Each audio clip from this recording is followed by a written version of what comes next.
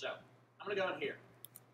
This, what we're going to write looks kind of like shell script, but it's not. It's just Docker specific language. So DDSO.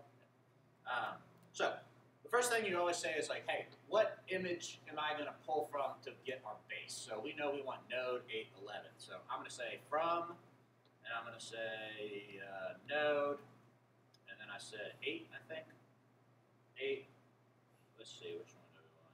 Carbon's generally good. Let's just go with Alpine because it has some stuff for us if we want it. So I've now done the very basics of creating our first container. And all I have to do to get it to do something is now say, Docker, I want you to build based off this file that I'm going to specify in a second. I'm going to give it a name of, what's a good name? My MWA server. That sounds pretty good. And I'm going to tell it I want to build right here. It's going to look for a file called Docker file. So I'm going to start it up. And if it doesn't have it already, it's going to download it, which I think I didn't have it. I'm not even sure anymore. Maybe I did. Generally it says cached. So we now have the Docker file. Well, what else do we really need? I know that we need the environment variables. So if we are curious, and we're like, I don't know what the context or the right language to do it, I can actually just click on, I'm going to click on this guy, and you can actually look at the Docker file that they use specifically when you download their copy. So I'm going to say Alpine, and I need to get these environment variables in. So I'm like, oh, okay, well, this looks pretty easy. I'm going to say environment. I got a ton of environment variables, so I'm going to copy them. I don't remember where they're in the .env file.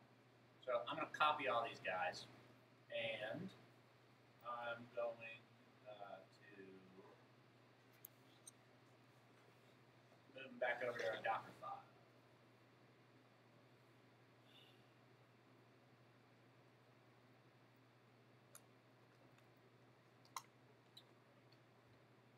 There it is.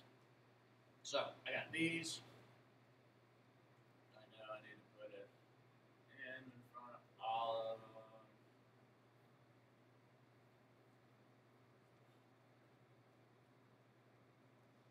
I need to get rid of all of these equal signs.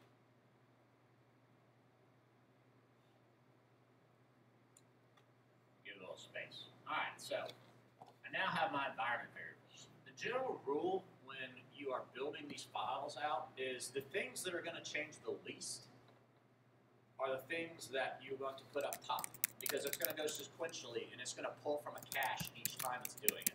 So when I run Docker build this, we've already downloaded that image. So it's going to say, all right, this is fine. So I'm going to run it again. It's going to say I'm pulling from the cache.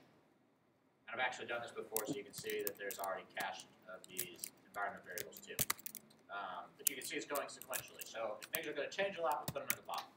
So, questions about that?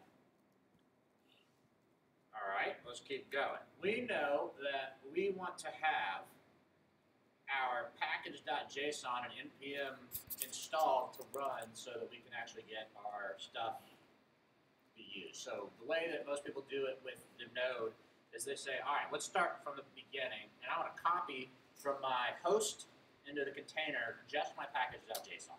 So I'm going to say package, and then just in case we want to get the lock file, I'll put a star there.